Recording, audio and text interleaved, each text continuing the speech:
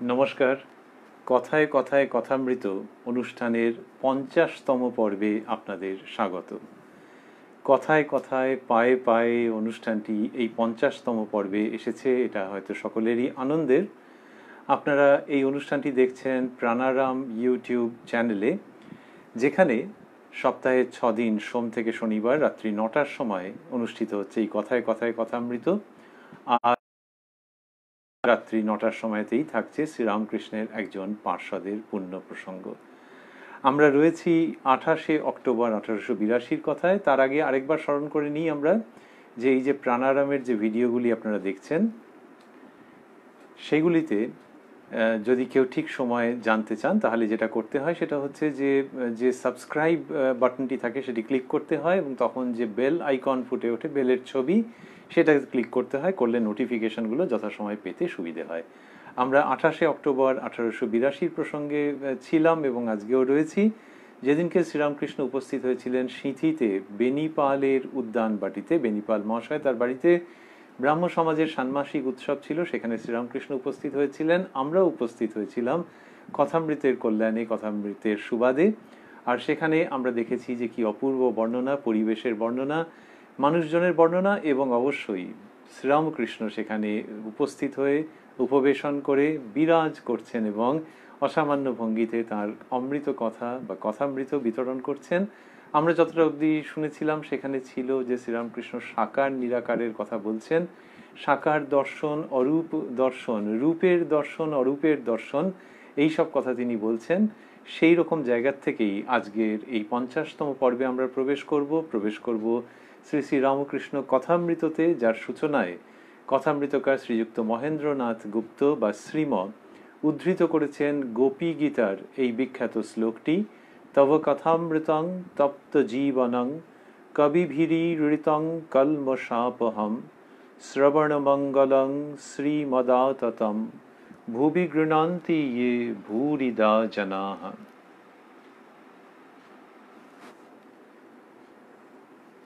শ্রীরামকৃষ্ণ কথা বলছেন এবং ব্রাহ্ম ভক্ত মাঝে মাঝে তারা কিছু প্রশ্ন করছেন। সেইটিতে যাওয়ার আগে আমরা এই যে তব কথামৃতম যে শ্লোকটি, তার অর্থ একটু আমাদের মতো বুঝে নেওয়ার চেষ্টা করব। যারা দেখছেন প্রাণারামের এই অনুষ্ঠান ইউটিউব চ্যানেলে, তাদের মধ্যে কেউ কেউ আগ্রহ প্রকাশ করেছেন, কৌতূহল প্রকাশ করেছেন যে এই শ্লোকটির মানে কি। তব কথামৃতম কতগুলো জায়গা তো বাংলার মতনই। তোমার কথামৃত, তপ্ত জীবনম, মানুষের যে তপ্ত জীবন সেইখানে শান্তি এনে দেয়। কবি ভিরি ঋতম, কবি ভি অর্থাৎ কবিদের দ্বারা, কবিদের দ্বারা মানে মহৎ ব্যক্তিদের দ্বারা, সংস্কৃতে তো এরকম। কবি ভি মানে হচ্ছে মহৎ ব্যক্তিদের দ্বারা, ইড়িতম তার মানে প্রশংসিত, কীর্তিত, তারা এইটির নাম কীর্তন করেন, এটির গুণকীর্তন করেন তোমার কথামৃতের। কবি ভি ইড়িতম, কবি ভিরি ঋতম, কবিদের দ্বারা, মহৎ ব্যক্তিদের দ্বারা এই কথামৃত কীর্তিত হয়। কলমশাপহম, কলমশ অপহম মানে যে কলুষ, সেটিকে এটি বিনাশ করে। তাহলে প্রথম পংক্তি তব কথামৃতম তপ্ত জীবনম কবিভিরীড়িতম কলমশাপহম। তারপরের পংক্তি শ্রবণ মঙ্গলং, বাংলার মতো এটি শ্রবণেই মঙ্গল। শ্রীমদ আততম, শ্রীমদ মানে যেটি হচ্ছে অধ্যাত্ম সম্পদের আকর, সম্পদের আকর, এখানে অধ্যাত্ম সম্পদ। আততম বিস্তৃতভাবে যেটি অবস্থান করে। শ্রীমদাততম ভুবি মানে পৃথিবীতে, গৃণন্তি প্রচার করেন যাঁরা, ইয়ে ভুবি গৃণন্তি ইয়ে প্রচার করেন যাঁরা, ভূরিদা জনাঃ তারাই হচ্ছেন জগতে মহত্তম দাতা, শ্রেষ্ঠ দাতা। সুতরাং দ্বিতীয় পংক্তি শ্রবণ মঙ্গলং শ্রীমদাততম ভুবি গৃণন্তি ইয়ে ভূরিদা জনাঃ, তোমার কথামৃত মহৎ ব্যক্তিদের দ্বারা কীর্তিত, অধ্যাত্ম সম্পদের আকর ও কলুষ বিনাশী। এটি শ্রবণে মঙ্গল হয়, তপ্ত জীবনে শান্তি আসে। জগতে যাঁরা এটি বিস্তৃতভাবে প্রচার করেন তাঁরাই মহত্তম দাতা। তব কথামৃতম তপ্ত জীবনম কবিভিরীড়িতম কল্মষাপহম শ্রবণমঙ্গলং শ্রীমদাততম ভুবি গৃণন্তি ইয়ে ভূরিদা জনাঃ। এই ব্যাখ্যার মধ্যে আমরা হয়তো পরের দিনকে আরেকবারও আসবো। এই গোপী গীতার অসাধারণ শ্লোকটি সেটিকে আমাদের মতো স্মরণ করে নেব। 28শে অক্টোবরে আমরা যাব বেনিপাল মহাশয়ের উদ্যানবাটিতে এবং দেখব যে শ্রীরামকৃষ্ণ যখন বলেছেন সাকার রূপ দেখা যায় আবার অরূপও দেখা যায়, এইসব কথা যখন বলেছেন, প্রশ্ন এসেছিল যে কি উপায় তাকে দেখা যেতে পারে। শ্রীরামকৃষ্ণ বলেছেন যে ব্যাকুল হয়ে তার জন্য কাঁদতে পারো। এইসব কথা যখন বলেছেন তারপরে একজন ব্রাহ্ম ভক্ত শ্রীরামকৃষ্ণকে প্রশ্ন করছেন। তিনি বলছেন, মহাশয়, ঈশ্বরের স্বরূপ নিয়ে এত নানা মত কেন? কেউ বলে সাকার, কেউ বলে নিরাকার, আবার সাকারবাদীদের নিকট নানা রূপের কথা শুনতে পাই, এত গণ্ডগোল কেন? এটা একটা প্রশ্ন যেটা কিনা বহুদিনের মানুষের, নতুন নয়।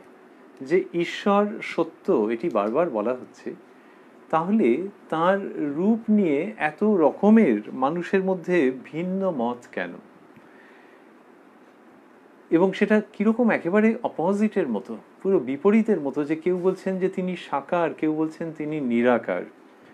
আবার যারা সাকার বলছেন তারাও আবার কখনো পুরুষ দেবতা, কখনো নারী দেবী এইরকম বলছেন, কখনো একটা শিশুর রূপে বলছেন।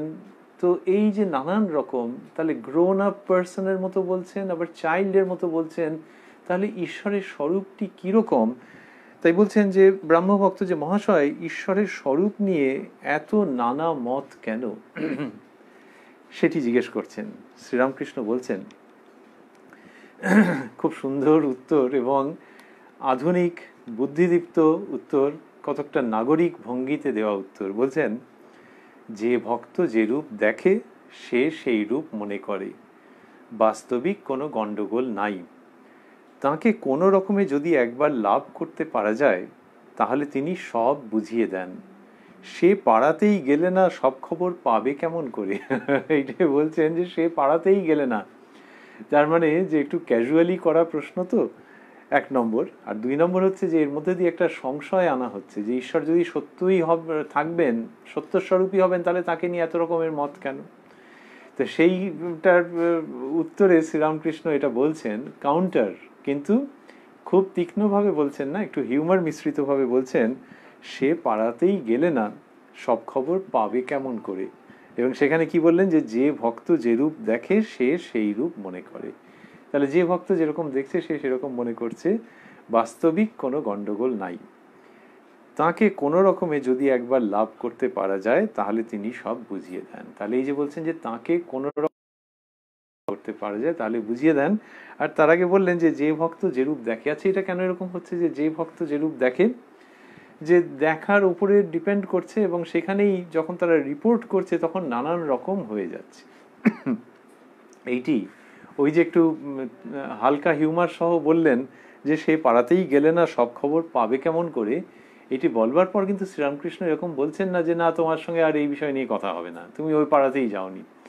উনি লিঙ্গার করছেন, বোঝাচ্ছেন, সহানুভূতির সঙ্গে মেসেজটা কনভে করছেন, জিনিসটাকে ক্ল্যারিফাই করছেন। কিরকম? তিনি বললেন, মাস্টারমশাই লিখছেন যে ঠাকুর বলছেন, একটা গল্প শোনো। একজন বাহ্যে গিয়েছিল, সে দেখলে যে গাছের উপর একটি জানোয়ার রয়েছে। সে এসে আরেকজনকে বললে, দেখো অমুক গাছে একটি সুন্দর লাল রঙের জানোয়ার দেখে এলাম। লোকটি উত্তর করলে, আমি যখন বাহ্যে গিয়েছিলাম আমিও দেখেছি, তা সে লাল রং হতে যাবে কেন? সে যে সবুজ রং। আরেকজন বললেন, না না, আমি দেখেছি হলদে।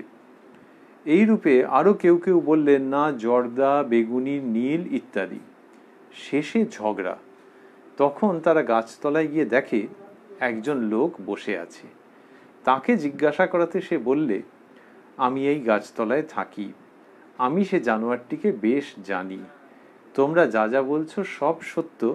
সে কখনো লাল, কখনো সবুজ, কখনো হলদে, কখনো নীল, আরো সব কত কি হয়, বহুরূপী। আবার কখনো দেখি কোনো রঙই নাই, কখনো সগুণ, কখনো নির্গুণ। তো শ্রীরামকৃষ্ণ এই গল্প বলছেন এবং বলছেন যে একজন বাহ্যে গিয়েছিল, তো টয়লেটে গিয়েছিল এবং তখন দেখেছে গাছের ওপর জানোয়ার রয়েছে এবং সে এসে বলছে যে আমি একটা লাল রঙের জানোয়ার দেখে এলাম।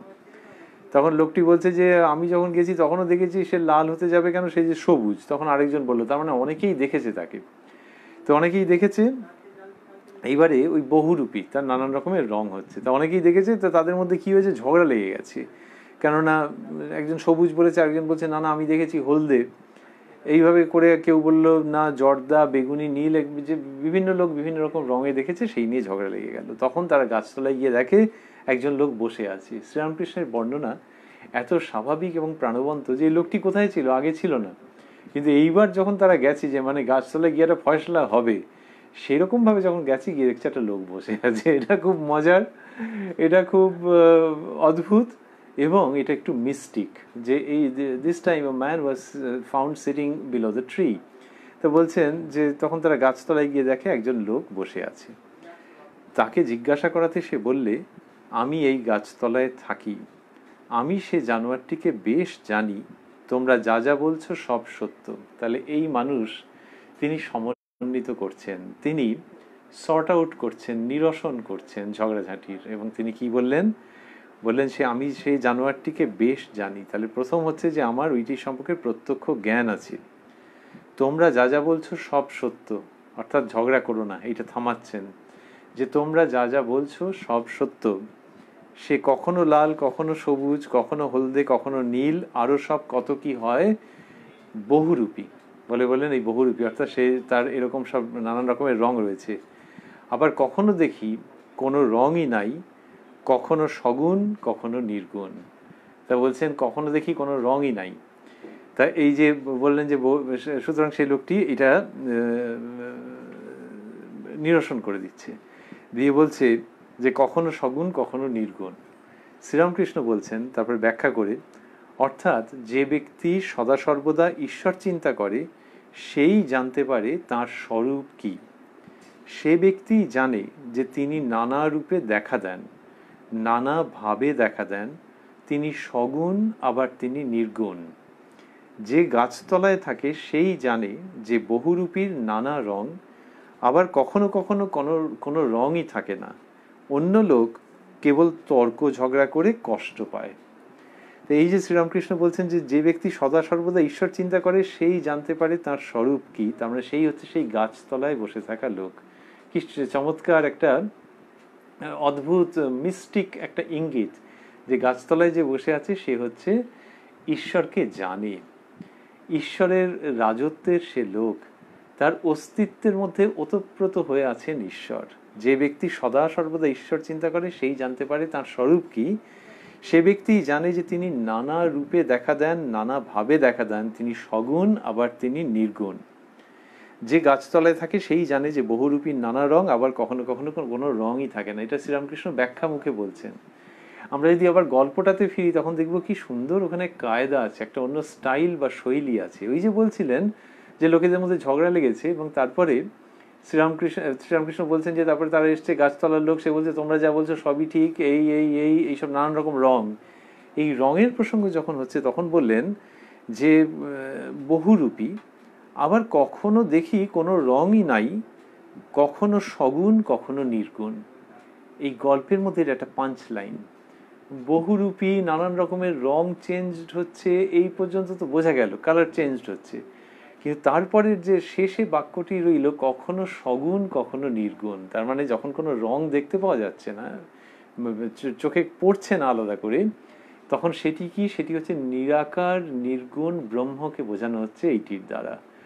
আর যখন নানান রকম রং দেখছে তখন সগুণ, যেমন ঈশ্বরকে কখনো দেবতা দেবী নানান রকমের মনে হচ্ছে, ম্যাচিওর্ড দেবতা ম্যাচিওর্ড দেবী অথবা বাল গোপাল, এইসব নানান রকম হচ্ছে, মানে ওই যে ওই সব লাল নীল হলদে এইসব নানান রকম যে বলেছেন সেই রকম সব তারা দেখতে পেয়েছে। তো এইরকম সব দেখতে পেয়েছে। আবার কখনো কখনো রং নেই, তার মানে তিনি নিরাকার। তাহলে সেই যিনি সাকার তিনি নিরাকার, এটা কিনা শ্রীরামকৃষ্ণের ভাষায় যে সেই পাড়াতে যে থাকে, অর্থাৎ ঈশ্বরের জগতে যে থাকে সেই জানে এবং সেই সমন্বয় করে দিতে পারে। কবিতায় আছে মেলাবেন তিনি মেলাবেন, শ্রীরামকৃষ্ণ মেলাচ্ছেন। এই অধ্যাত্ম জগতের মধ্যে যা আছে মেলাচ্ছেন, কিন্তু মেলানোটা একটা থিওরিটিক্যাল বা তাত্ত্বিক ভঙ্গিতে নয় যে সবই এক, জোর দিয়ে এটা বলা। এটা খুব গল্পের মতো করে বলা, সাজেস্টিভ ওয়েতে বলা যে এইটির উপরে ভাবতে থাকো ভাবতে থাকো, এইটা শ্রীরামকৃষ্ণের ভঙ্গি। তিনি ঠিক দর্শন শাস্ত্রের মতো করে মিলিয়ে দেওয়া সেরকম করেননি, সত্যের উচ্চারণ করছেন এমনভাবে যেটি কিনা ক্লাসিক কবিতার মতো। এইটা শ্রীরামকৃষ্ণের ভঙ্গি। সেখানে তিনি এই গল্পের মতো করে এটা রেখে দিচ্ছেন এবং এই গল্পের শেষে ওটা ভাসিয়ে দিলেন যে কখনো সগুণ কখনো নির্গুণ। আর কি, আর হচ্ছে যে তিনি বললেন যে যে গাছতলায় থাকে সেই জানে যে বহুরূপীর নানা রং, আবার কখনো কখনো কোনো রঙই থাকে না। এই পর্যন্ত হলো। তারপর বলছেন অন্য লোক কেবল তর্ক ঝগড়া করে কষ্ট পায়। এই শ্রীরামকৃষ্ণ অসাধারণ। আমরা যখন বলি যে একটা সমন্বয় আছে, আর এই সমন্বয়টি শ্রীরামকৃষ্ণ যেটি বলছেন সেটি কীরকম, যে তিনি সাকার তিনি নিরাকার, তার মানে সেই তিনি সাকার নিরাকারের ঊর্ধ্বে। তিনি অন্য সময় বলেছেন যে তিনি সাকার নিরাকার, আবার কত কি মুখে বলা যায় না। তার মানে একটি সত্তা আছে। সত্তা তো বাংলায় একটা শব্দ, ইংলিশে বললে অন্য শব্দ, অন্য ভাষায় বললে অন্য শব্দ। আসলে কি বোঝাতে চাইছেন যে কিছু একটা আছে, সেই তিনি কখনো সাকার কখনো নিরাকার। এবার সাকার রূপে দেখা দেন যেমন বলা যায়, নিরাকার রূপে দেখা দেন কি করে বলা যাবে, কারণ নিরাকারের আবার রূপ কি। তো সেই জন্য কখনো সাকার কখনো নিরাকার, মানে সেই রকম অনুভূতি হচ্ছে। সাকার রূপ দেখতে পাচ্ছে, নিরাকারের অনুভূতি হচ্ছে। কিন্তু শ্রীরামকৃষ্ণ আবার সেখানে আরও এক ধাপ এগিয়ে গিয়ে বলেছেন যে নিরাকারেরও দর্শন হয়, অরূপকেও দেখতে পাওয়া যায়। তো সে এগুলো ওনার খুব ফাইনেস্ট পয়েন্ট। তো এই জায়গাটি গল্পের মধ্যে দিয়ে এলো। আর কি এলো শেষে যখন তিনি ব্যাখ্যা করছেন তখন বললেন অন্য লোক কেবল তর্ক ঝগড়া করে কষ্ট পায়। এই শেষের যে দুটো শব্দ কষ্ট পায়, এইগুলি খুব মিষ্টি। কেননা আমরা যখন কোনো কিছুর এমনিতে সমন্বয় করবার চেষ্টা করি, যে দুজনের মধ্যে ঝগড়া লেগে গেছে, আমি যখন মিটিয়ে দিলাম, হয়তো মিটিয়ে দিয়ে আমরা ভাবি একটা যে ও খুব ঝগড়া করছিল, মিটিয়ে দিলাম, আমি মিটিয়ে দিয়েছি, ব্যাস যাও যাও যাও যাও যাও নিজের জায়গায় যাও, মিটিয়ে দিয়েছি। কেন মেটালাম না, নাহলে এটা অশান্তি হচ্ছিল, এই অশান্তির জন্য মিটিয়ে দিলাম। আরও যখন ঝগড়া টগড়া হচ্ছে তখন আবার উল্টোও হয় লোকে অনেক সময়, যে মিটিয়ে না দিয়ে আবার অনেক সময় সাথে ইন্ধন দেয় যাতে ঝগড়া আরও বেড়ে যায়। সেটা খুব খারাপ এবং ইররেগুলার, আনফেয়ার, অনৈতিক। কিন্তু মানুষের অনেক সময় আছে যে ঝগড়া লেগে গেছে মানে একেবারে, আর সে পাড়ার লোক ছোটে যে ওইখানে ঝগড়া লেগে গেছে। রাস্তাতেও কোথাও কেউ যদি বলে যে আমি একটা কিছু জ্ঞানের কথা বলছি, লোকে শাঁসা করে তার পাশ দিয়ে বেরিয়ে যাবে। কিন্তু যদি দুজন লোকের মধ্যে ঝগড়া লেগে যায়, সেখানে সাংঘাতিক রকমভাবে মানুষজন অ্যাট্রাক্টেড হয়ে যাবে, ভিউজ বেড়ে যাবে।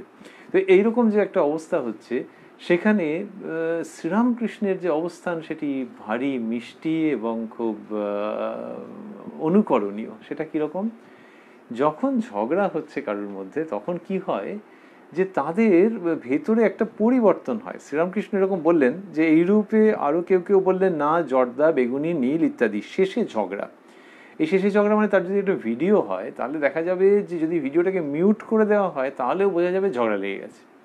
কেননা চোখ গোল গোল হয়ে গেছে, মুখ চোখ লাল হয়ে গেছে, হাত পা ছুঁড়ে কথা বলছে এবং ভঙ্গি দেখেই বোঝা যাচ্ছে জোরে জোরে কথা বলছে। আবার একজন একজনকে ধাক্কাই মেরে দিল। হয়তো একটা ভিডিও, মিউট করা ভিডিও দেখলেই বোঝা যাবে যে ঝগড়া লেগে গেছে। এই এতজন লোক, আবার তার মধ্যে লাল নীল হলদে বেগুনি কী সব বলেছে, নানান রকম লোক মিলে ঝগড়া লেগে গেছে। যে কোনো একজন লোককে যদি ভাবা যায় তাহলে কেউ ডাক্তার হলেও বলতে পারবেন, না হলেও বলতে পারবেন যে নিঃসন্দেহে প্রেশার বেড়ে যাবে, কান অনেকের লাল হয়ে যায়, প্যালপিটেশন হতে থাকে। এবং অনেকে আছে যে ঝগড়া টগড়া করার পর অবসন্ন হয়ে বসে পড়লো, তাকে তার বাড়ির লোকজন তখন বললো এই জন্য তোমায় বলি মাথা গরম না করতে। যার কিনা ব্লাড প্রেশারের সমস্যা আছে তাকে ডক্টর বলেন যে আপনি কখনো যেন মাথা গরম করবেন না। তাহলে ঝগড়া হলে যারা ঝগড়া করছেন, দুজন হন বেশি হন, ডেফিনেটলি তাঁরা কষ্ট পান। এই কষ্ট কজন দেখতে পায়, বেশি জন দেখতে পায় না।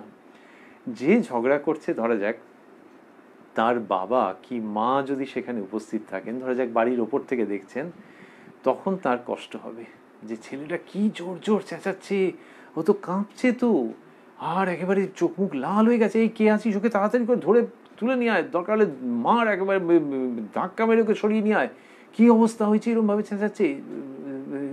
The mother will feel concerned, যে এইরকম ধাক্কা ধুক্কি মেরে যা হোক করে নিয়ে আয়, ওকে সরিয়ে নিয়ে আয়, বাকিরা যা করছে।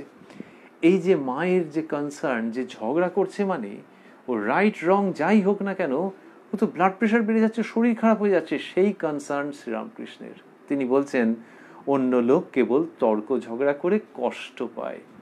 এই কষ্ট পায় যিনি বুঝছেন, তিনি কোনো একজনকে আলাদা করে সরাতে চাইছেন না, তিনি সকলের মধ্যে মেলবন্ধন করাতে চাইছেন। অদ্ভুত ব্যাপার। সোশ্যাল ডিস্টেন্সিং বলা হয়, সে তো অন্য কারণে। আর this is mental coming together, in a way social coming together, যে সবাই একসঙ্গে থাকো। ওই কাছাকাছি থাকলে রোগ ভোগ সেগুলোর প্রসঙ্গ নেই, কিন্তু মানসিকভাবে কাছাকাছি থাকো, social coming together, mental coming together, সেইটা শ্রীরামকৃষ্ণ করছেন। এই যে কয়েকজন ঝগড়া করছে দেখলে তার খুব কষ্ট হচ্ছে, এই শ্রীরামকৃষ্ণ সমন্বয়ের মহানায়ক। তিনি যখন বলছেন যে ওগো আমি সব পথ দিয়ে করে দেখেছি, হিন্দু, মুসলমান, খ্রিস্টান, আবার হিন্দুদের মধ্যে শাক্ত, বৈষ্ণব, তো দেখলাম সব এক জায়গায় গিয়ে পৌঁছচ্ছে। শ্রীরামকৃষ্ণের যে কোনো উক্তি তুললেই দেখা যাবে যে he is not after all delivering a lecture in a class, he is not delivering a lecture in a seminar on philosophy. তিনি এগুলো করছেন না যে ওই সমন্বয় যে হবে টবে সেটা নিয়ে একটা লেকচার দেওয়া, সেরকম নয়। তার ভঙ্গি যে কেউ দেখলেই বুঝতে পারবেন, যে হয়তো অনেকে লক্ষ্যও করেছেন, যে তার ভঙ্গি হচ্ছে যে মিটমাট করিয়ে দেওয়ার ভঙ্গি। অনেক সময় দেখা যায় যে কিছু মানুষ থাকেন, মহিলা পুরুষ বোধ পাওয়া যাবে, যাদের সারা জীবন তারা মিটমাট করিয়ে এসছেন। পরিবারের মধ্যে হোক, পাড়ায় হোক, বৃহত্তর সমাজে হোক, কর্মক্ষেত্রে হোক, ওই লোকে অনেক সময় তাকে ডেকে আনে, সেই দেখুন তো কি প্রচণ্ড ঝগড়া করছে, ছাড়াতে পারছি না। তখন তিনি এসে বলে, এই এখন বসে বসে বসে চা খাও, চা খাও, এইসব করে টোরে সে তার নিজস্ব সব পদ্ধতি আছে, করে সে মিলিয়ে দেয়। শ্রীরামকৃষ্ণ সেই সমন্বয়ের মহানায়ক। He knows the art of harmonizing, the art of amalgamating, the art of bringing people together with utmost sympathy and love. সেই শ্রীরামকৃষ্ণই এইসব কথা বলছেন কোন প্রশ্নের উত্তরে? যখন কিনা বলেছেন একজন যে ঈশ্বরের স্বরূপ নিয়ে এত নানা মত কেন, এবং এইখানে শ্রীরামকৃষ্ণ কিন্তু পাচ্ছি যিনি বলছেন হ্যাঁ নানা মত আছে, বলছি তো, ওই যে বাহ্যে গিয়েছিল, গিয়ে তারপর সে দেখে ডেকে এসে সে ঝগড়া লেগে গেছে, তোমাদের আর কি বলবো। কিন্তু কি জানো, ওখানে একজন লোক ছিল, সেই রকম ভাবে বুঝিয়ে বললো ইত্যাদি। এই যে শ্রীরামকৃষ্ণ বলছেন, ইনি মিলিয়ে দিচ্ছেন। মিলিয়ে দিচ্ছেন মানে জোর করে নয়, এনার অভিজ্ঞতার আলোকে। ওই পঞ্চবটিতে বসে, পঞ্চমণ্ডিতে, অন্যান্য স্থানে, মায়ের নাট মন্দিরে, আমরা তো সব জানি না, তিনি যা করেছেন, যে সাধন করেছেন, মা তাকে হাতে করে দেখিয়ে দিয়েছেন, তার জীবনে গুরুরা এসে উপস্থিত হয়েছেন, অদ্ভুত অদ্ভুত সব ভাব এসছে তার জীবনে, সেইটির সব মিলিত যে ফল, মিলিত যে পরিণতি, মিলিত যে অভিব্যক্তি, তার মধ্যে দেখছি শ্রীরামকৃষ্ণ দু হাতে করে মেলাচ্ছেন। অন্যভাবে ভাবতে গেলে ওর গল্পের মধ্যে যে রয়েছে, তখন তারা গাছতলায় গিয়ে দেখে একজন লোক বসে আছে। এই লোকটি খুব শান্ত এবং খুব ইন্টারেস্টিং এবং খুব মিস্টিক। আমাদের ভাবতে ভালো লাগে, বেদ বেদান্ত রূপী যে বৃক্ষ, তার নিচে বসে থাকা ওই লোকটি শ্রীরামকৃষ্ণ ছাড়া আর কেউ নন। তিনি ওই গাছতলায় বসে আছেন। বেদ বেদান্ত সমস্ত শাস্ত্র, তার যে সুমিষ্ট বৃক্ষ ছায়া, সেখানে সমাসীন রামকৃষ্ণ পরমহংস, এবং তিনি অপেক্ষায় আছেন যে লোকজন ঝগড়া টগড়া করে জানি, তারা আসবে, আর এলে তাদেরকে মিটিয়ে দেবো। কেন না আমার কষ্ট হয়। বলছেন অন্য লোক কেবল তর্ক ঝগড়া করে কষ্ট পায়। এই শ্রীরামকৃষ্ণ তিনি অসামান্য, এবং তাঁর শ্রীমুখের এই বাণী যারা শুনেছেন তাদের অন্যতম অগ্রগণ্য নরেন্দ্রনাথ দত্ত। তিনি যখন শিকাগোয় গিয়ে বক্তৃতা দিচ্ছেন in the parliament of religions, এই যে ধর্ম মহাসম্মেলনে বক্তৃতা দিচ্ছেন স্বামী বিবেকানন্দ রূপে যখন তিনি, তখন বোঝাই যায় যে তাঁর বক্তৃতার মধ্যে, তাঁর উচ্চারণগুলির মধ্যে, তার মনোভাবের মধ্যে, তার আচরণের মধ্যে সকলকে মিলিয়ে দেওয়ার কি অপরিসীম প্রচেষ্টা। আজকে আপনারা ছবিতে ঠাকুর, মা এবং স্বামীজি, পটে ঠাকুর, মা, স্বামীজি তিনজনকে একসঙ্গে দেখতে পাচ্ছেন। এর আগে একটু অসুবিধার জন্য ওইরকমভাবে স্থাপন করা যায়নি। আমরা স্বামীজির কথা স্মরণ করছি, যিনি ওই পার্লামেন্ট অফ রিলিজিয়ান্সে যখন কথা বলছেন, 30 বছর বয়স, চলে গেলেন 39+এ। তো ওই যে 30 বছর বয়স, যিনি দেহ রক্ষা করলেন 40-এর আগে, সেই তিনি যখন বলছেন পার্লামেন্ট অফ রিলিজিয়ান্সের শিকাগোয়ে 11 সেপ্টেম্বর 1893 এবং তারপরেও আমেরিকাতে বলছেন, ইংল্যান্ডে বলছেন, ভারতবর্ষে বলছেন, কলম্বো থেকে আলমোড়ায় বলছেন, যখনই দেখা যাচ্ছে বিবেকানন্দের কণ্ঠে যে সমন্বয়ের বার্তা আসছে সেটা হিরোর মতো নয়, চ্যাম্পিয়নের মতো নয়, উইনারের মতো নয়, but as the servant of mankind. এইভাবেই তিনি বলতে ভালোবাসতেন। তোমরা যাকে মানুষ বলে ভুল করো, অজ্ঞ লোকেরা যাকে মানুষ বলে ভুল করে, আমি সেই ভগবানেরই সেবক। সেই সেবক রূপে তিনি ওই বিবদমান মানুষকে, মানব জাতিকে সমন্বিত করবার চেষ্টা করেছেন, যেটি তাঁর বক্তৃতার, চিঠিপত্রের ছত্রে ছত্রে বিকীর্ণ হচ্ছে সেখান থেকে। স্বামী বিবেকানন্দ যখন বলছেন যে আমি একজন খ্রিস্টানের সঙ্গে চার্চে যাব, মুসলমানের সঙ্গে মসজিদে যাব, বৌদ্ধের সঙ্গে ত্রিশরণের কাছে নতজানু হব, গভীর অরণ্যে যে হিন্দু পরমাত্মার উপাসনা করছেন তার সঙ্গে ধ্যানে বসবো, and not only shall I do all these, but I shall keep my heart open for all that may come in the future, তখন বোঝা যাচ্ছে গাছতলায় বসে থাকা সেই শ্রীরামকৃষ্ণ পরমহংসের আদরের নরেনের কণ্ঠস্বর বিবেকানন্দ রূপে আমরা শ্রবণ করছি। সেই বিবেকানন্দ যিনি ওই 11 সেপ্টেম্বর 1893 যখন পরপর নাম ধরে রিকোয়েস্ট করা হচ্ছিল যে এবারে আপনি বলুন, আপনি বলুন, তখন নিজে বারবার না না বলছিলেন। শেষে যখন দেখা গেল যে না বলতেই হবে, তিনি একটা চিঠিতে লিখছেন যে তখন তিনি নার্ভাস হয়ে যাচ্ছিলেন এবং গলা শুকিয়ে যাচ্ছিল। বয়স কম তো, আর সামনে ওই অগাস্ট গ্যাদারিং। তারপরে ভারতবর্ষের কথা, ইস্টের কথা বলতে গেছেন, সেই সব মিলিয়ে একটা নার্ভাসনেস এসছে, ওনার চিঠিতে সেসব লিখছেন। তারপর যখন নাম ডাকা হলো এবং দেখা গেল আর কোনো অল্টারনেটিভ নেই, now he'll have to get up and speak, তখন স্বামী বিবেকানন্দ উঠে দাঁড়ালেন মা সরস্বতীকে স্মরণ করে, দেবী সরস্বতীকে স্মরণ করে। তিনি নিজেই বলছেন এই যে দেবী সরস্বতী, ইনি বিদ্যার দেবী। আবার একই সঙ্গে আমরা মনে রাখছি যে শ্রীরামকৃষ্ণ তার সহধর্মিনী সম্বন্ধে বলেছিলেন ও সারদা সরস্বতী জ্ঞান দিতে এসেছে।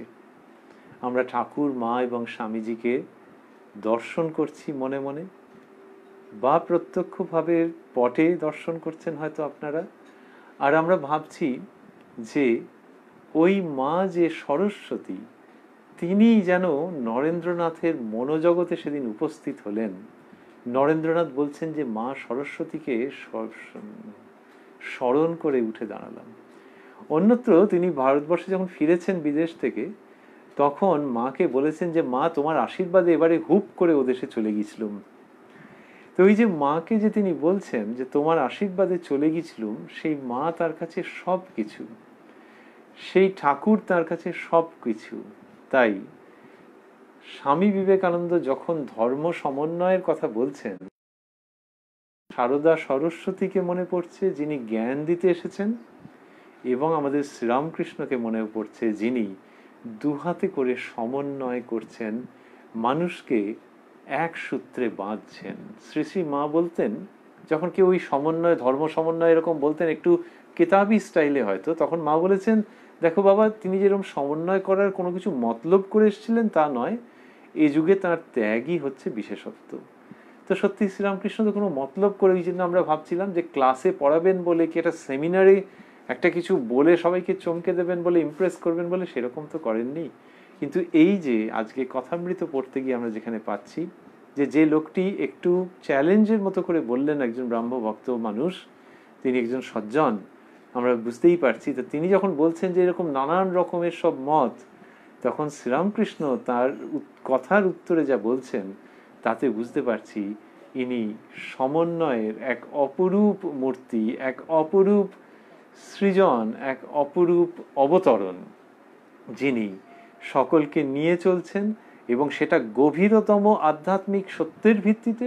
আর যখন কিনা মানুষ ওইখান থেকে আবার পৃথক হওয়ার উপক্রম করছে বা আগে যখন পৃথক হয়েছে, ঝগড়াঝাঁটি করেছে, তাদের দেখে ইনি কষ্ট পেয়েছেন। যিনি কষ্ট পেয়েছেন এবং সমন্বয়ের কথা বলছেন, তারপরেতে তার সম্বন্ধেই তার সহধর্মিনী বলছেন যে বাবা তিনি মতলব করে কিছু এই সমন্বয় করেননি। Therein lies the whole resolution. সেটি শ্রীরামকৃষ্ণের মধ্যে আমরা দেখছি। আর তিনি ওই সবের কথা বললেন, ওই গাছতলার লোকের কথা বলবার পর বলছেন, কবির বলতো নিরাকার আমার বাপ, সাকার আমার মা, এই কথা বলছেন। বলছেন ভক্ত যে রূপটি ভালোবাসে সেই রূপে তিনি দেখা দেন। তিনি যে ভক্ত বৎসল, পুরাণে আছে বীর ভক্ত হনুমানের জন্য তিনি রামরূপ ধরেছিলেন। তাহলে এই তিনি মানে সেই নিরাকার ব্রহ্ম, এরকমও পুরোপুরি বলা যাবে না, কারণ শ্রীরামকৃষ্ণ বলছেন তিনি কখনো নিরাকার কখনো সাকার। তার মানে আরো একটা উচ্চ জায়গার তিনি ইঙ্গিত করছেন। সেই শ্রীরামকৃষ্ণ যিনি বলেছেন যে এখানকার অনুভূতি বেদ বেদান্ত ছাড়িয়ে গেছে। তো সেই তিনি বলছেন যে ভক্ত যে রূপটি ভালোবাসে সেই রূপে তিনি দেখা যান। তিনি যে ভক্ত বৎসল, ভারী মধুর কথা, ভেরি সুইট আর্টিকুলেশন, যে তিনি ভক্ত বৎসল, তাই ভক্ত যে রূপটি ভালোবাসে। আর ভক্ত যদি নিরাকার ভালোবাসে, শ্রীরামকৃষ্ণ এটিও বলেছেন এবং অবশ্যই বলেছেন যে তখন তিনি নিরাকার সত্তায় ধরা দেন, নিরাকার রূপে ধরা দেন। তার মানে যে নিরাকার, তার কাছে যে নিরাকার ভাবছে যে জগতের যিনি সব কিছু, তার আকার নেই, একটি নিরাকার অস্তিত্ব, এরকম যার ভাবতে ভালো লাগছে, যার কিনা ইন্টারনাল কম্পোজিশন এমন, যার সংস্কার এমন যে ওইভাবে ভাবতে ভালো লাগছে, সে তো ভালো মানুষ, সে তো জাগতিক মায়ামোহের মধ্যে নেই, সে তো ইন্ট্রোস্পেক্টিভ পারসন। তো ভগবান বলতে তুমি যা বুঝবে, তাকে ভালোবাসেন। তাই নিরাকার যদি তার কাপ অফ টি হয়ে থাকে, তাহলে ভগবান সেটি তার মুখের কাছে ধরেন বা নিরাকার রূপে তাকে দর্শন দেন। এইটি শ্রীরামকৃষ্ণ বলছেন। আর বললেন পুরাণে আছে বীর ভক্ত হনুমানের জন্য তিনি রামরূপ ধরেছিলেন। আমরা এইসব কথা শুনছি কথায় কথায় কথামৃত অনুষ্ঠানে, যেটি সপ্তাহে 6 দিন সোম থেকে শনিবার আপনারা দেখতে পাচ্ছেন প্রাণারাম ইউটিউব চ্যানেলে রাত্রি 9টার সময়, যে চ্যানেলে রবিবার দিন রাত্রি 9টার সময় থাকছে শ্রীরামকৃষ্ণের একজন পার্ষদের পুণ্য প্রসঙ্গ। এইসব কথা বলতে বলতে শ্রীরামকৃষ্ণ বেদান্তের কথায় আসছেন এবং ওই জ্ঞানের প্রসঙ্গে আসছেন বলে আবারও তিনি ভক্তির দিকে আসবেন। কি অদ্ভুত ভাবে, যেমন নদীর জল খেলা করে, পুকুরের জলও খেলা করে, এদিকে একটা পাড় ওদিকে একটা পাড়, যখন খেলা করছে একবার এই দিকে ছলাৎ ছলাৎ করছে, আবার হয়তো ওই দিকে ছলাৎ ছলাৎ করছে। তা পুকুর তো একটু লিমিটেড আছে, ছোটোর মধ্যে। বিশাল বড় যদি ভাবা যায় যে নদী, তাহলে তারও যদি আমরা মনে মনে ভাবি যে ঢেউ দিচ্ছে এবং কখনো এই দিকের তীরে কখনো ওই দিকের তীরে ছলাৎ ছলাৎ করছে, এই নদীকে যদি বিশালতম আকারে নিয়ে যাই, তাহলে পাবো যে ওই সচ্চিদানন্দ সমুদ্র শ্রীরামকৃষ্ণ যেভাবে বোঝাচ্ছেন, তাতে যেন মনে হচ্ছে তার একদিকটা নিরাকার আর একদিকটা সাকার, এবং মাঝে যে তরঙ্গ উঠছে তারই ইচ্ছায় সেই তরঙ্গ কখনো নিরাকারের দিকটিকে ভিজিয়ে দিচ্ছে, সিক্ত করছে, পবিত্র করছে, সমৃদ্ধ করছে, আবার কখনো কখনো সাকারের দিকটিকে স্পর্শ করছে, সঞ্জীবিত করছে, উদ্দীপ্ত করছে, প্রাণিত করছে। তো এই যে সাকার এবং নিরাকারের মধ্যে ওই সচ্চিদানন্দ সমুদ্রই যেন খেলা করছেন। Sri Ramakrishna has brought this absolutely magnificent imagery to mankind, সেটি তিনি করছেন। এবং তিনি ওই এবারে বেদান্ত বিচারের কথা বলবেন, আবার ভক্তির কথাও বলবেন, অর্থাৎ সেই সচ্চিদানন্দ সমুদ্র এদিক ওদিক ছলাৎ ছলাৎ করবে।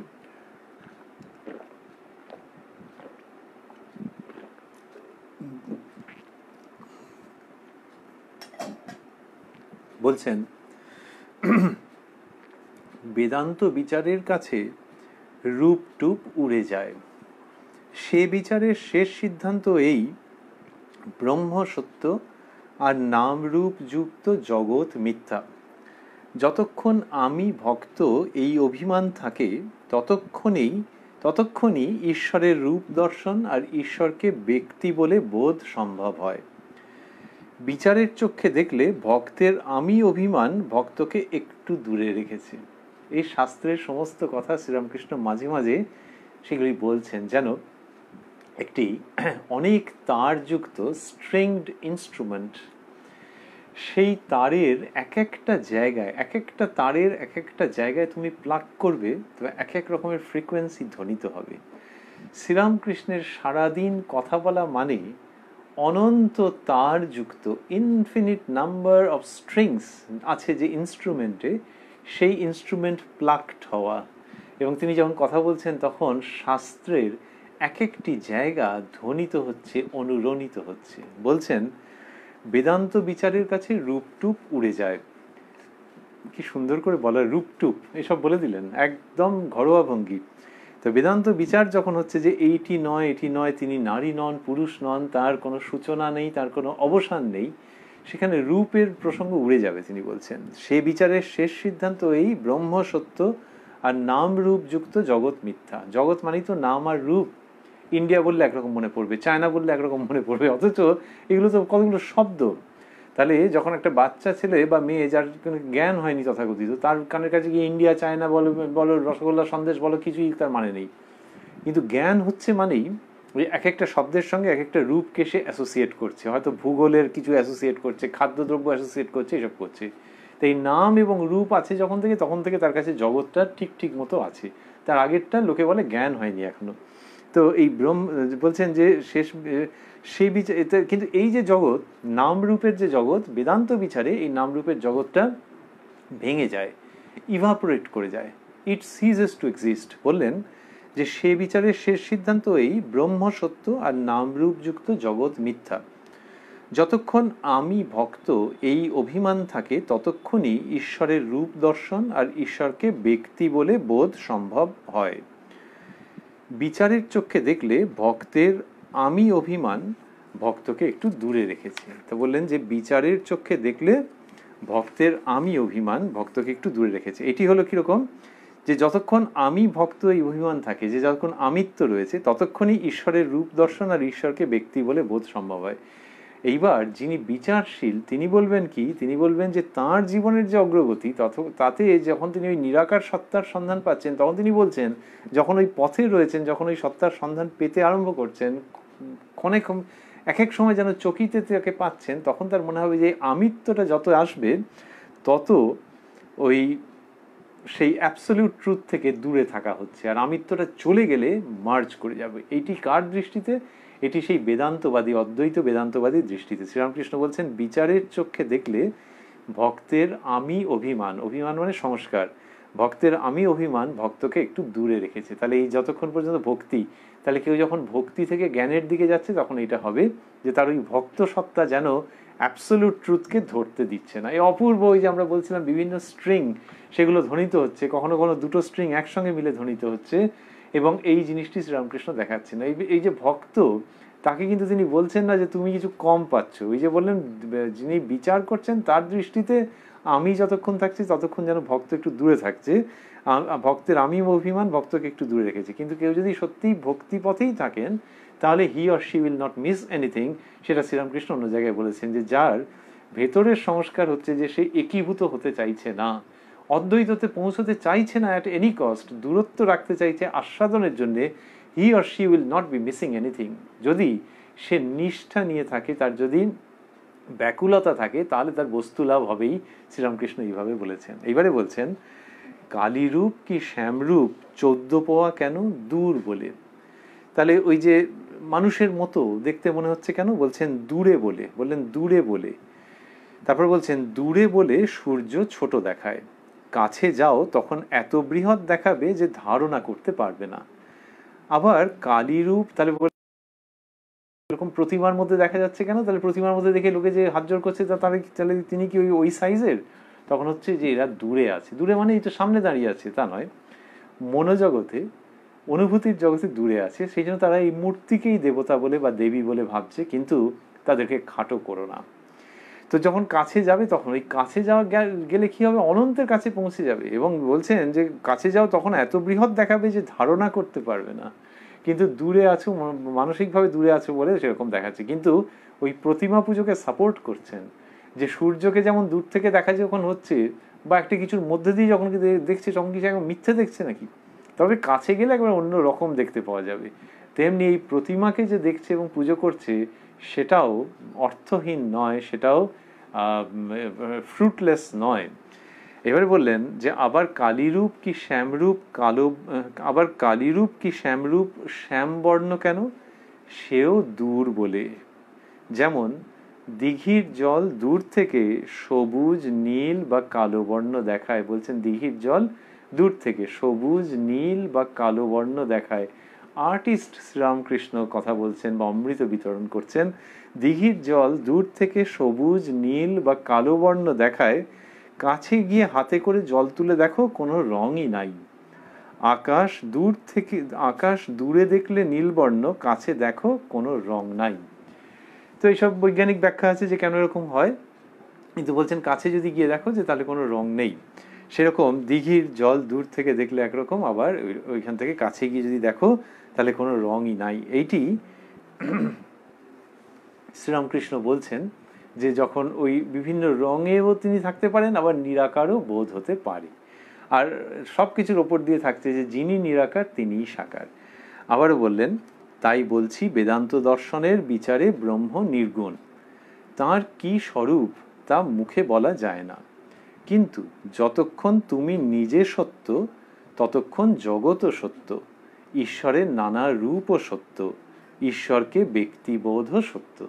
তা বলছেন যে তার কি স্বরূপ তা মুখে বলা যায় না, কিন্তু যতক্ষণ তুমি নিজে সত্য অর্থাৎ তোমার ব্যক্তিবোধ আছে ততক্ষণ জগৎও সত্য, ঈশ্বরের নানা রূপও সত্য, ঈশ্বরের ব্যক্তিবোধও সত্য, ঈশ্বরকে ব্যক্তিবোধও সত্য অর্থাৎ ঈশ্বর একজন দেবী বা দেবতা, এটা সত্য যতক্ষণ তুমি সত্য। এই যে তুমি সত্য বলতে বলতে শ্রীরামকৃষ্ণ ভক্তির জায়গাতে আসছেন, এটিকে আবারও হাইলাইট করছেন। বলছেন ভক্তি পথ তোমাদের পথ, এটি তাদেরকেও বলছেন এবং ভাবা যেতেই পারে যে এখনকার কালের মানুষের প্রতিও তাঁরই বাণী। ভক্তি পথ তোমাদের পথ, কেন এরকম ভাবা যেতে পারে, কারণ তিনি বলেছেন কলিকালে নারদীয় ভক্তি। তা বললেন ভক্তিপথ তোমাদের পথ, এ খুব ভালো, এ সহজ পথ, অনন্ত ঈশ্বরকে কি জানা যায়, আর তাকে জানবারই বা কি দরকার। এইখানে শ্রীরামকৃষ্ণ ফুল লেংথে যাচ্ছেন, ফুল স্প্যানে ছবিটি আঁকছেন, একে কিন্তু বলছেন যে তার যে বক্তব্য সেটা পুরো স্প্যানে চলে এসছে। সেটা কি, সে বলছেন অনন্ত যাকে তুমি ধারণা করতে পারছো না তাকে জেনেই বা কি দরকার। এইটা শ্রীরামকৃষ্ণের খুব প্রমিনেন্ট উক্তিগুলির মধ্যে একটি। তাহলে বললেন অনন্ত ঈশ্বরকে কি জানা যায়, ভক্তিপথ তোমাদের পথ, এ খুব ভালো, এ সহজ পথ, অনন্ত ঈশ্বরকে কি জানা যায়, আর তাকে জানবারই বা কি দরকার। এই অনন্তকে জানবার দরকার কি, কারণ আফটারঅল তুমি কি একাডেমিক চর্চার থেকে বৌদ্ধিক অনুশীলন থেকে কিছু আনন্দ পেতে চাইছো, তা তো নয়। এই জীবন যাতে ধন্য হয়ে যায় সেইটা পেতে চাইছো, এবং তুমি সত্যকেও মিস করতে চাইছো না। এসো ভক্তির কথা বলি তোমার সঙ্গে। তো শ্রীরামকৃষ্ণ বলছেন ভক্তিপথ তোমাদের পথ, এ খুব ভালো, এ সহজ পথ, অনন্ত ঈশ্বরকে কি জানা যায়, আর তাকে জানবারই বা কি দরকার। এই দুর্লভ মানুষ জনম পেয়ে আমার দরকার, তাঁর পাদপদ্মে যেন ভক্তি হয়। তা বলছেন এই যে দুর্লভ মানুষ জন্ম এটা যে পেয়েছি, এটাতে আমার দরকার তাঁর পাদপদ্মে যেন ভক্তি হয়। বললেন যদি আমার এক ঘটি জলে তৃষ্ণা যায়, পুকুরে কত জল আছে এ মাপবার আমার কি দরকার। ওই যে ভক্তিতে মানুষ থাকলে তার আর জ্ঞানের দিকে যেতে নেই। কেন নেই? দুটো কারণ। একটা হচ্ছে জ্ঞান পথে যেতে গেলে যেরকম বডি মাইন্ড কমপ্লেক্সের অধিকারী হতে হয়, সেরকম কলিকালে নয়। শ্রীরামকৃষ্ণ বলছেন যে মানুষের অন্নগত প্রাণ। আরেকটি হচ্ছে তুমি যদি ভক্তি পথে ডুবে যাও মানে বেঁচে যাও, নবজীবন লাভ করো, ভক্তি সমুদ্রে যদি তুমি অবগাহন করো, তাহলে তোমার কোনো চিন্তা নেই যে তুমি সত্যকে পেলে না বলে। কেন না, যিনি নিরাকার তিনিই সাকার, তিনি আরো কত কিছু। এবং ওই যে বলছেন যে বাপকে যে ছেলে বাবা বলতে পারে না, তারই ভাষা। যে বাবা বলতে পারে না বাপকে, তো বাপ কি তার উপরে রাগ করে? যে কিনা বা বলে বা শুধু পা বলে তাকেও বাবা জানেন যে তাকেই ডাকা হচ্ছে। সুতরাং ওই নিরাকার সাকার যে যেভাবেই ডাকুক না কেন, মানুষের সাধ্য কি যে একদম পারফেক্টলি তাকে ডাকে, পারফেক্টলি তাকে ভেবে উপাসনা করে। সুতরাং যিনি ভক্ত তিনি পারফেক্ট না ইমপারফেক্ট এসব ভাববার দরকার নেই। তুমি ভক্তি রসের মধ্যে ডুবে যাও, বাকিটা will be taken care of by the supreme being. এইটি শ্রীরামকৃষ্ণের বক্তব্য বারবার করে আনছেন। অ্যাবসলিউট লজিক্যাল একটা স্ট্রাকচারের মধ্যে বাঁধা রয়েছে, কিন্তু তার পরতে পরতে মানুষের প্রতি ভালোবাসা জড়িয়ে আছে। আর বললেন মজা করে, আমি আধ বোতল মদে মাতাল হয়ে যাই। বলছেন আমি আধ বোতল মদে মাতাল হয়ে যাই, সুরির দোকানে কত মন মদ আছে এই হিসাবে আমার কি দরকার, অনন্তকে জানার দরকারই বা কি। কি মজা করে বলছেন যে আমি আধ বোতল মদে মাতাল হয়ে যাই। তো বললেন যে সুরির দোকানে কত মন মদ আছে, তাই ওই স্টক টেকিং করে আমার কি লাভ হবে, আধ বোতল মদে মাতাল হয়ে যায়। তেমনি এই ঈশ্বরীয় প্রেমে যিনি কিনা মাতাল হয়ে যাচ্ছেন, তিনি বলছেন যে ওই অত আমার হিসেব করে কিছু দরকার নেই। এই জায়গাটি পড়তে পড়তেই আজকে আমরা শেষ করব। আমরা রয়েছি উদ্বোধন কার্যালয়ে প্রকাশিত যে শ্রী শ্রী রামকৃষ্ণ কথামৃত তার 102 পৃষ্ঠায়। আমরা রয়েছি 1882 28 অক্টোবরের প্রসঙ্গে, তার মাঝামাঝি জায়গায় আছি, যেটি কিনা যে কেউ যে কোনো প্রকাশনার কথামৃত খুললে সেখানে এটি পেয়ে যাবেন, এই প্রসঙ্গটিতে আসতে পারবেন। আমরা রয়েছি প্রাণারাম ইউটিউব চ্যানেলে, যেখানে আপনারা সপ্তাহে 6 দিন সোম থেকে শনিবার দেখতে পাচ্ছেন কথায় কথায় কথামৃত, আর রবিবার দিন দেখতে পাচ্ছেন শ্রীরামকৃষ্ণের একজন পার্ষদের প্রসঙ্গ। গতকাল ছিল সদ্গুরু স্বামী ব্রহ্মানন্দ এই উপাখ্যান এবং জীবনালেখ্য। এই সবকটি অনুষ্ঠান রাত্রি 9টায় আপনারা দেখছেন প্রাণারাম ইউটিউব চ্যানেলে। আমরা শুনছিলাম শ্রীরামকৃষ্ণ বলছেন আমি আধ বোতল মদে মাতাল হয়ে যাই, সুরির দোকানে কত মন মদ আছে এই হিসাবে আমার কি দরকার, অনন্তকে জানার দরকারই বা কি। এইটি তার জীবনে তিনি বারবার বলেছেন এবং বলেছেন এই যে মাতালের মতো মত্ত হয়ে যাওয়া, ঈশ্বর প্রেমে মত্ত হয়ে যাওয়া, এটির কথা বারবার বলছেন। এক জায়গায় বলছেন যে তোমরা যারা সংসারে আছো একটু গোলাপি নেশা করে থেকো, তার মানে ঈশ্বরকে নিয়ে সারাক্ষণ থাকা। এই যে গোলাপি নেশা শ্রীরামকৃষ্ণের কি চমৎকার, যে ওই একটা আমেজ রয়েছে কিন্তু তার কাজকর্মে কিছু ভুল হয়ে যাচ্ছে না। গোলাপি নেশা একটা ঈশ্বরকে নিয়ে থাকা, সমস্ত কিছুর মধ্যে ওই ভাবটা থাকা, ওই পবিত্রতা যেন তোমার জীবনকে রক্ষা করবে, তোমার জীবনকে আনন্দপূর্ণ করবে, তোমার জীবনকে সুরভিত করে রাখবে। ঈশ্বরীয় প্রেমের ওই ভাব যদি সারাক্ষণ তোমার সঙ্গে যুক্ত হয়ে থাকে। তো শ্রীরামকৃষ্ণ সেটি বলেছেন। এখানে ওই বললেন আধ বোতল মদে যদি মাতাল হয়ে যাই, সুরির দোকানে কত মন মদ আছে এই হিসাবে আমার কি দরকার। এই আনন্দ শ্রীরামকৃষ্ণ বলছেন 3 রকম। একটি হচ্ছে বিষয়ানন্দ, লোয়ার লেভেল, তারপরে হচ্ছে ভজনানন্দ, ঈশ্বরের নাম গুণ কীর্তন, আর তারপর হচ্ছে ব্রহ্মানন্দ, একেবারে সেই তাকে লাভ করবার আনন্দ। বিষয়ানন্দ, ভজনানন্দ, ব্রহ্মানন্দ। সেই ব্রহ্মানন্দের যে সুরা শ্রীরামকৃষ্ণ সেটির সন্ধান আমাদের এনে দিচ্ছেন, এবং টক্সিক নয়, এটি ইনটক্সিকেট করে না, মানুষকে দুর্বল করে না, হ্যালুসিনেশন আনে না, বরং জগতের মায়ামোহ থেকে, হ্যালুসিনেশন থেকে মানুষকে মুক্ত করে এই ব্রহ্মানন্দের সুরা। এবং সেই সুরা, ব্রহ্মানন্দের সুরা মানেই একসঙ্গে বলতে গেলে কথামৃত, সেই অনুপম অনির্বচনীয় স্বাদের যে কথামৃত, তারই মধ্যে আমরা রয়েছি, থাকবো আপনাদের সঙ্গে। যখন দেখা হবে কালকে রাত্রি 9টার সময় এই কথায় কথায় কথামৃত অনুষ্ঠানে, যেখানে এই অনুপম ব্রহ্মানন্দের সুরা বা এই সাইড এফেক্ট বিহীন যে আনন্দপূর্ণ সুরা, বা এক কথায় বলতে গেলে এই শ্রী শ্রী রামকৃষ্ণ কথামৃত আমরা আকণ্ঠ পান করে ধন্য হতে চাইব। ওং নিরঞ্জনং নিত্যম অনন্ত রূপং ভক্তানুকম্পা ধৃত বিগ্রহং বৈ ঈশাবতারং পরমেশমিদ্যং তং রামকৃষ্ণং শিরসা নমামঃ।